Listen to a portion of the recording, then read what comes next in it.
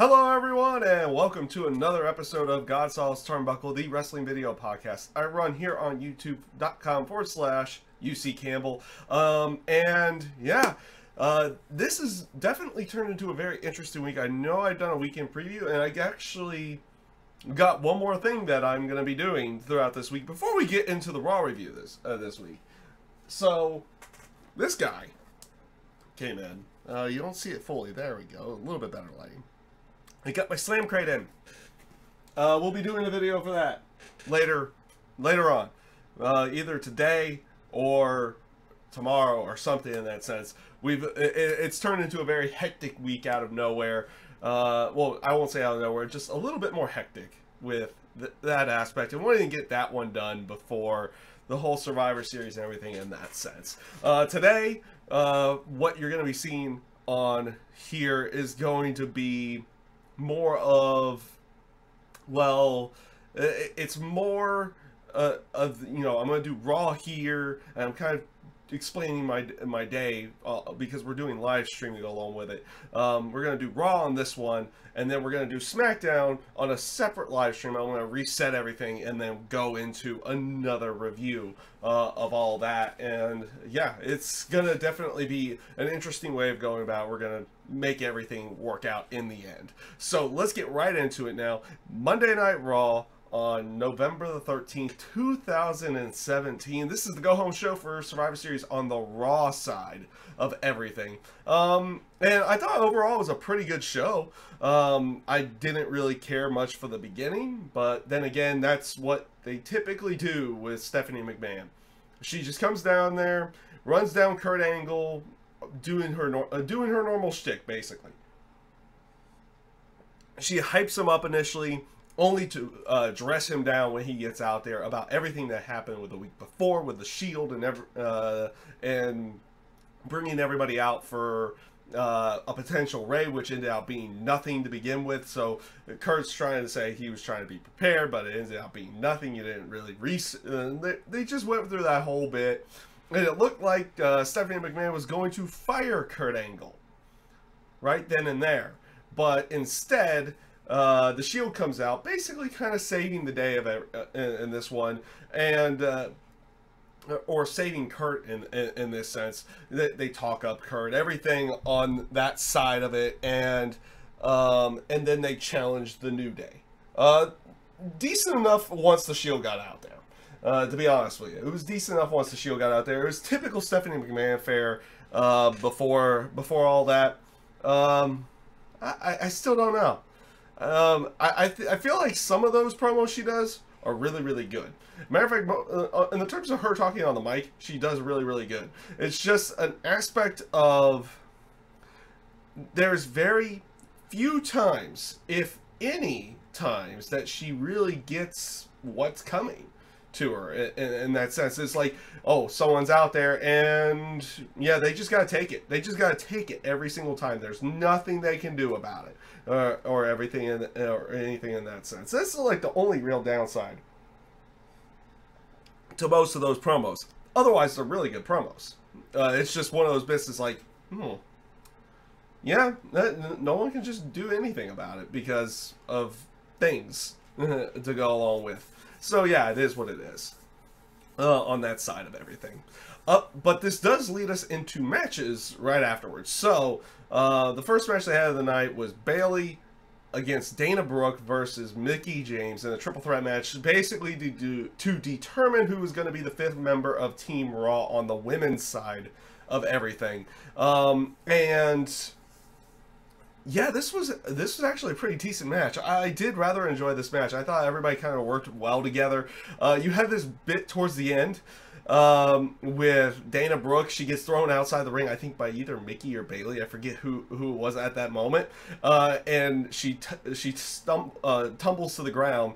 It looks like Asuka's trying to see, okay, it's like you have Asuka actually checking on somebody to see if they're actually okay. For one, that's weird to begin with, but it's set up for Dana Brooke's, well, big mistake, because she's like, what are you doing touching me? And just waylays Asuka across the face. And of course, what does Asuka do? Takes out Dana Brooke, which leads to a quick exchange from Mickey James and Bayley kind of countering each other's finishers, but leading it into the Bayley to Belly for Bayley to pick up the victory. I thought it was a rather decent match. I thought it was rather enjoyable. It was a good way of doing everything in that sense of it.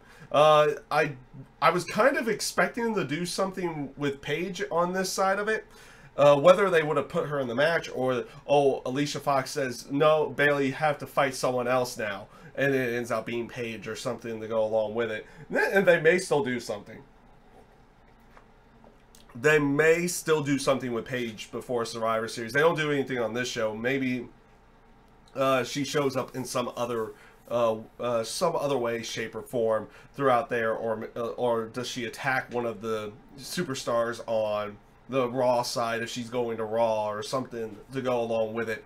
So we'll see what ends up happening on that side of everything. Very interesting that they kind of they didn't tease, but like the rumor mills were teasing that it's like, oh, Paige is going to show up, and technically she was in the arena, but I guess it was just a talk with what she was going to do when she came back to the company or anything in that sense. So that's kind of where that went. Bayley is on the team. We'll see if they do anything to change that up. I mean, they've been doing a lot of changes in the Survivor Series, so why not another one like at the last second? So we'll see what ends up happening there. So up next, you had a Cruiserweight Tag Team match with Enzo and Drew Gulak going up against Akira Tozawa and Kalisto. Before the match, you had, of course, the typical Enzo spiel and promo and everything in that sense. I like how he goes straight to Drew Gulak and he starts talking. I love Drew Gulak in this one. His promo, in the terms of how he comes off just as that dry, monotone style, and it's just suiting to the character that he is trying to do. He's trying to make 205 Live better, but he does it through PowerPoint presentations and everything in this sense, and it suits him. The voice suits the character, and I end out enjoying it that way. The match itself, again, was a decent match between the two of them, or between both teams here. It was like I said, it was a rather good match. Nothing really out of the ordinary. Kind of the typical fare, what you kind of expect with an Enzo match. Enzo finds a way to craftily get the victory. He throws Akira Tozawa into Kalisto, which allows him to eat the feet, or I think he calls it jaw dunzo or something like that now, to pick up the victory over Akira Tozawa. And yeah, it was a decent enough match. It wasn't really wasn't much of anything going into their Survivor Series match with Enzo and Kalisto, which they have announced for the kickoff show at this point in time. So it was what it was. It was a decent enough match.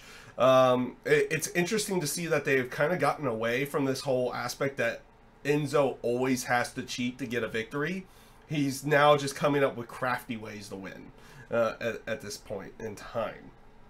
So yeah, it'll be interesting if they keep that style going, or if he goes back to kind of like his cheating to win style that we have been seeing since he's been with the Cruiserweight division. Up next, though, you had Kurt Angle. You have backstage segment with Kurt Angle, basically pep talking his entire team. So he was going through everybody. He talked with Samoa Joe and he talked to Samoa Joe and Finn Balor saying, hey, we need to know you guys can coexist together. So you guys have a match with Carl Anderson and Luke Gallows later on in the night. Comes up to Jason Jordan. It's like, okay, I know people think it's favoritism and everything in that sense. I'm going to give you a chance to prove them wrong. You're going up against Bray Wyatt. And he even calls him like the most sadistic superstar he's ever seen. So kind of hyping it up a little bit more. And then he gets the Braun Strowman. I love what Braun does. He's like, I want Kane. And it's like, well, I had Kane. And it was like, okay, you have Kane in the main event tonight.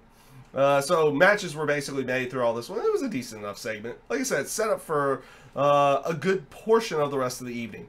Up next, you had Miz coming out for Miz TV, and Yeah, this was a pretty good Miz TV, but it also didn't really end in your typical style. Like no one really interfered in the Miz TV segment or anything to go along with it.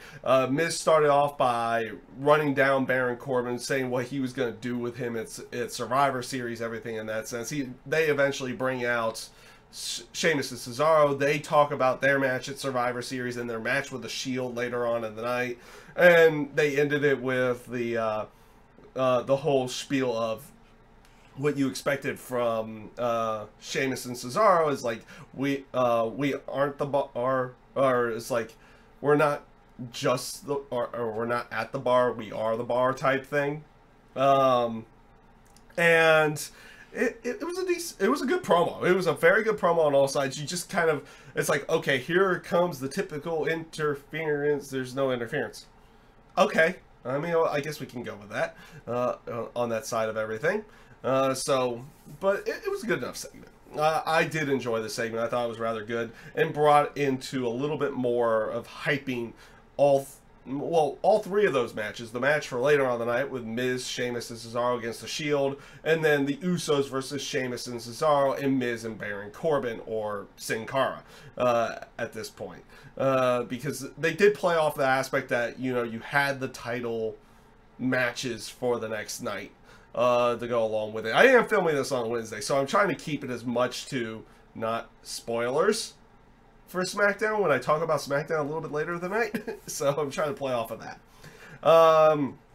So up next was Bray Wyatt going up against Jason Jordan. This is a good match.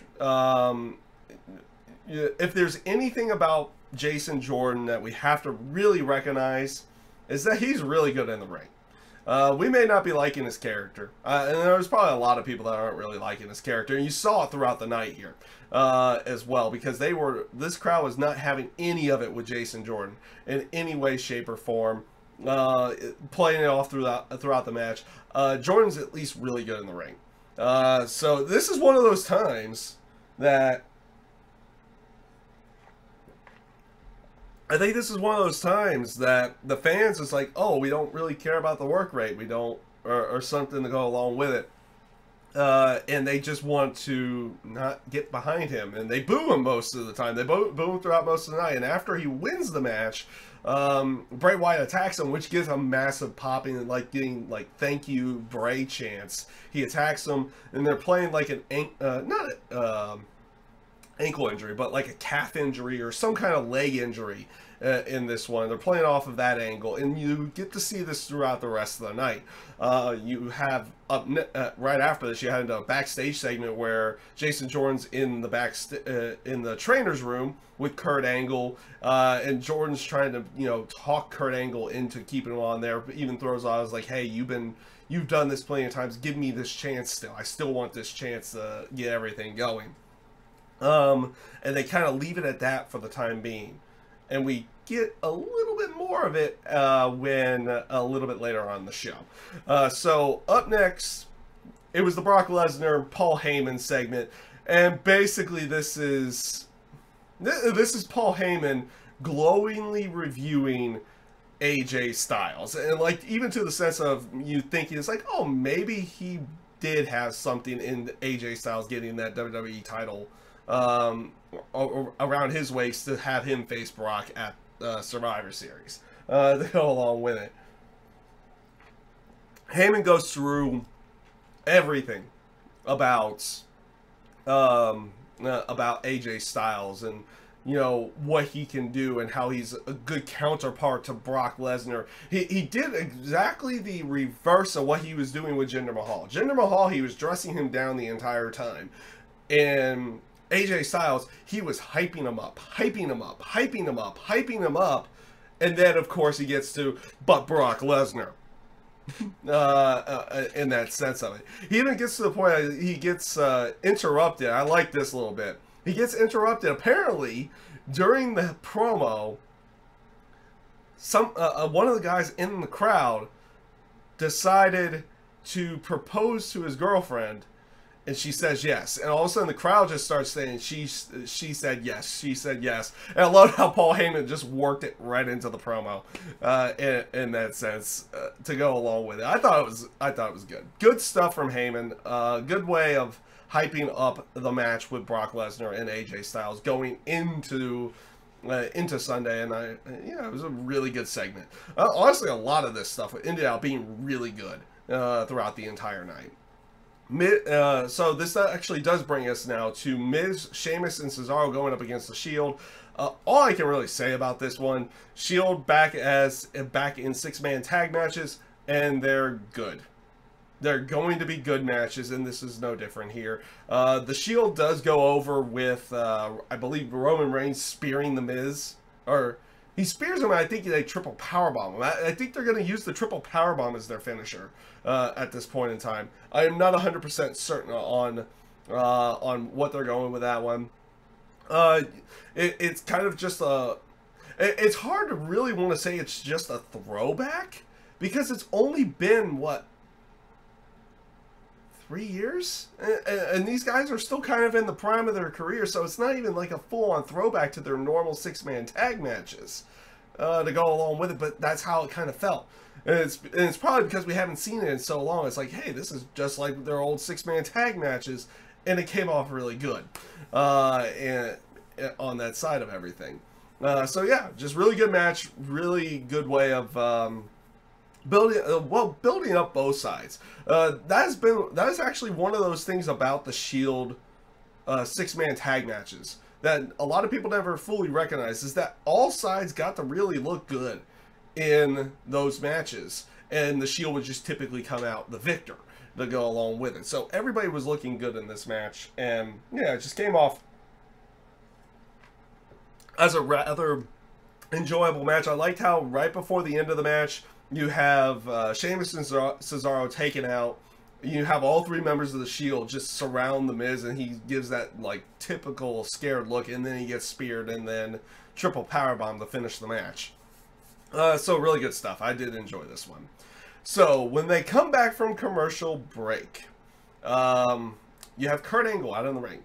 He's supposed to be making an announcement saying that Jason Jordan's going to be off the team. He's injured. He's not going to be on the team anymore.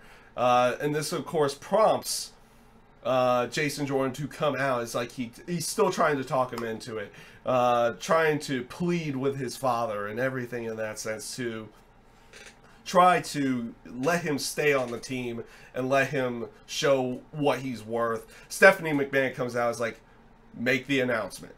You can't really be really going with this. Make the announcement, and she walks off. So as Jason Jordan's continually still trying to plead with Kurt, all of a sudden, it looked like Kurt was about to make the announcement, but then out of nowhere, Triple H's music hits. He comes down, announces himself as the 5th member because Kurt Angle wouldn't make the announcement, and then pedigrees Jason Jordan just because. Just because in that sense. So, those rumors of a Kurt Angle Triple H match at WrestleMania or Royal Rumble or something in that sense, I think they're happening. And I think this is that beginning right here. That's going to be their beginning. I don't see them doing a bit. I don't see them doing a bit where Triple H turns on Team Raw on the Survivor Series pay-per-view, mostly due to the fact of how Stephanie McMahon plays off this whole the importance of winning the Survivor Series on their side. So I don't feel like they're going to play that, but they're going to do something there.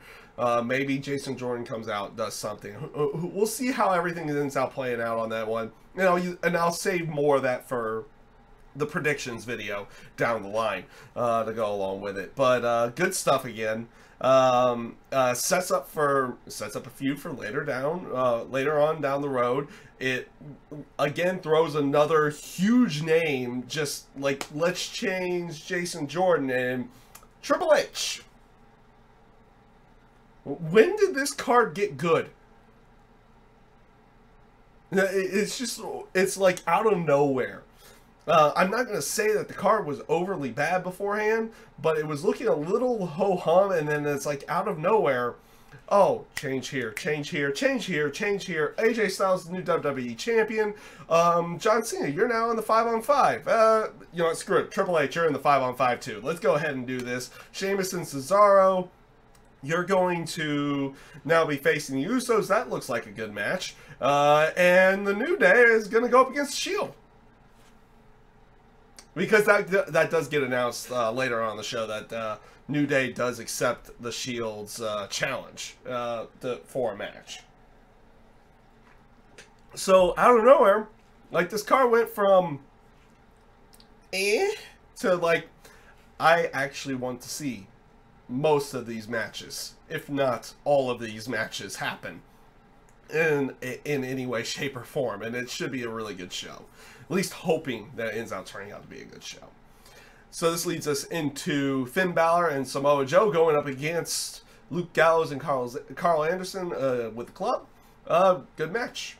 Good match. And it did exactly what it needed to do. Though it is, I would, you know, the more that I think about it, it's still really weird to see Finn Balor going up against his fellow club members from the Bullet Club. In that sense of it, in that sense of everything, but this match did what it needed to do. It built up Samoa Joe and Finn Balor, showed them that they would work together. But I loved how Samoa Joe basically did everything. He helped set up the finish.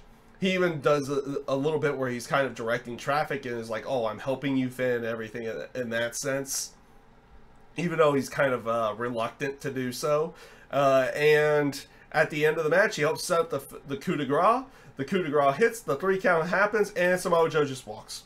It's like, and my job's done, and I'm out. And that was all it needed to be. It did what it needed to do for Survivor Series, and it was a rather entertaining match to go along with it. Up next, you had an Alexa Bliss interview, where she basically teases showing up at SmackDown. So this is the first time that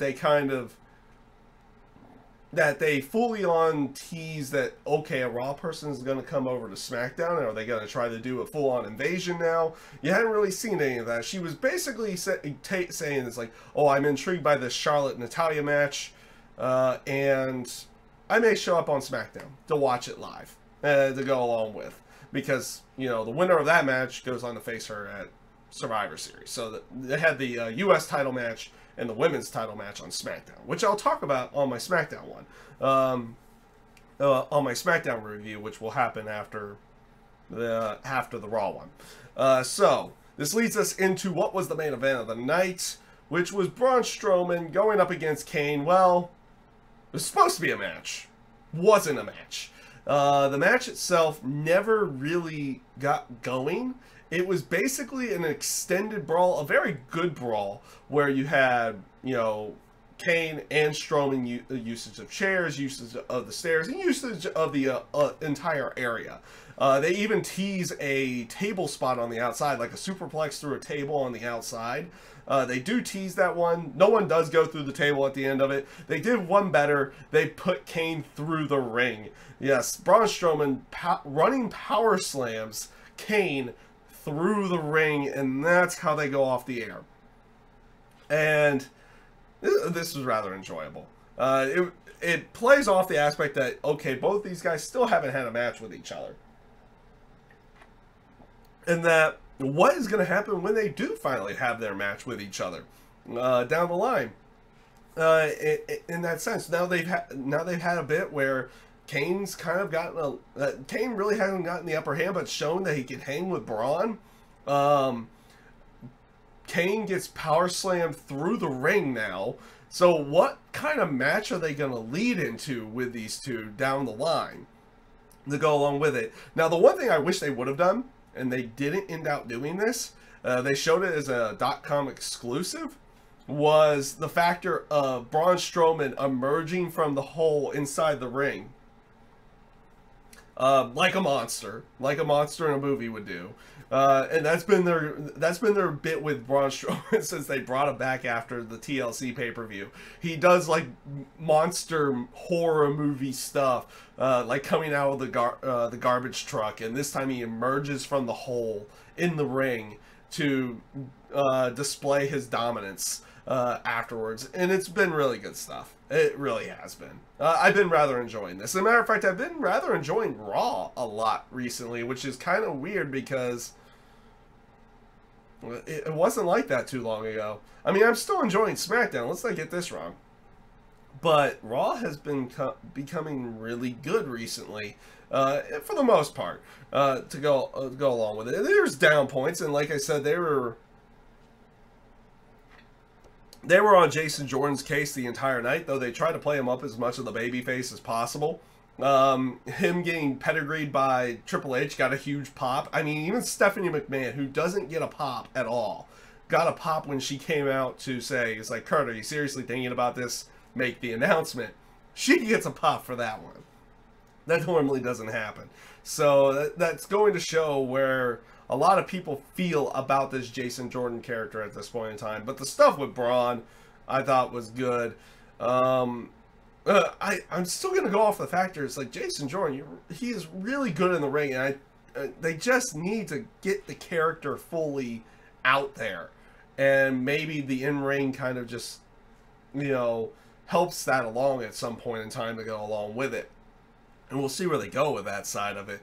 But the stuff with the Shield and the Miz and Sheamus and Cesaro was really good. I did rather enjoy the women's triple threat match. I thought it was a pretty good match. Though it was very interesting that they decided not to do anything with Paige to go along with it.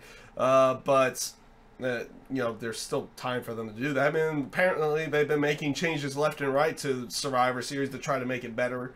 Better in their eyes, and maybe they'll do something there at the actual show to get Paige in there in some way, shape, or form as well. Whether she shows up on Raw or SmackDown, that's the whole aspect, is where they're going to be putting her.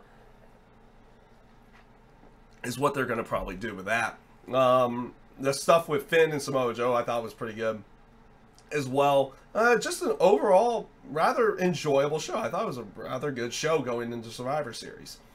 So yeah, that is pretty much everything I've got on Monday Night Raw this week. So, like I said at the beginning of this show, I don't know if anybody was really watching live. Stick around on that sense. If you're watching this later, that's fine too. That's fine on that sense of everything. I'm going to reset everything, and we're going to go back live again with the SmackDown review, and then we'll be, and then that will pretty much do that for the rest of the day. I am considering, and I may do this, I may have time for this today, I may go live on Twitch to do Survivor Series simulations. I do plan on filming my prediction show for both NXT TakeOver and for Survivor Series as well. So we're going to go ahead and do that as well today, and yeah, it's gonna be a rather busy day on that sense. So again, guys, I thank you guys for watching. I hope you guys have a great rest of your day. We're gonna sign out for this video, and if you are gonna be watching live, we'll be live again very soon with the SmackDown review. Later, guys.